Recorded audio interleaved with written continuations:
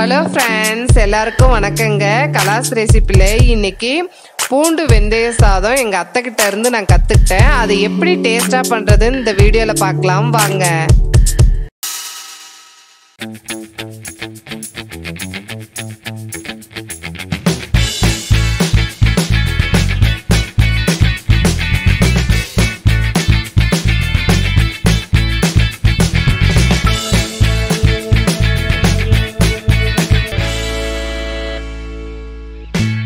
சாப்பாட்டு அரிசி 2 கிளாஸ் எடுத்து ஊற போட்டுடலாம். இது அப்ராக்சிமேட்டா 350 கிராம். இது 4 பேருக்கு கரெக்டா இருக்குங்க. சமைக்கிறதுக்கு அரை மணி நேரம் முன்னாடியே இது ஊற போட்டுருங்க.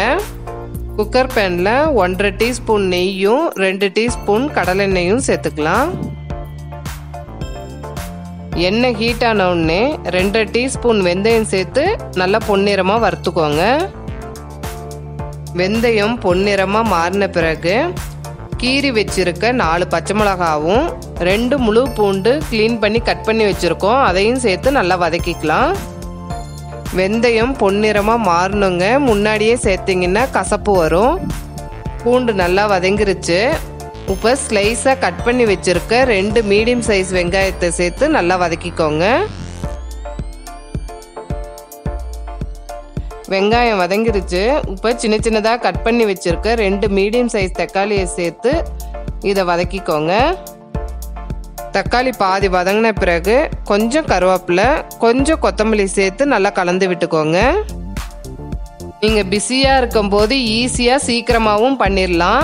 டேஸ்ட்டும் ரொம்ப நல்லா இருக்கும், உடம்புக்கும் ரொம்ப நல்லதுங்க. பாருங்க, தக்காளி இந்த அளவுக்கு வதங்கினா போதும். இப்போ ஊற வச்ச அரிசியை இது கூட சேர்த்துக்கலாம். நீங்கள் சாதத்துக்கு யூஸ் பண்ணுற தண்ணியை விட 1/4 கிளாஸ் கம்மியாக ஊற்றிக்கோங்க.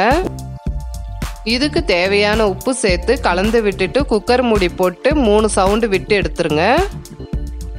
ஸ்டவ்வை மீடியம் ஃப்ளேமில் வச்சுக்கோங்க.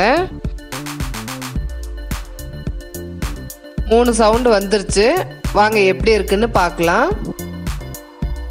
பாருங்க, சூப்பராக இருக்கு. பூண்டும் வெந்தயத்தோட டேஸ்ட்டும் சேர்ந்து சாப்பிடும் போது டேஸ்ட்டும் சூப்பராக இருக்குங்க.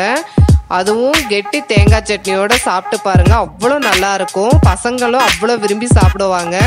இதை ட்ரை பண்ணி பார்த்துட்டு உங்களுடைய கமெண்ட்ஸை எனக்கு ஷேர் பண்ணுங்க. இந்த வீடியோ உங்களுக்கு பிடிச்சிருந்ததுன்னா கலாஸ் ரெசிபிக்கு சப்ஸ்கிரைப் பண்ணுங்க. பெல் ஐக்கானை கிளிக் பண்ண மறந்துடாதீங்க.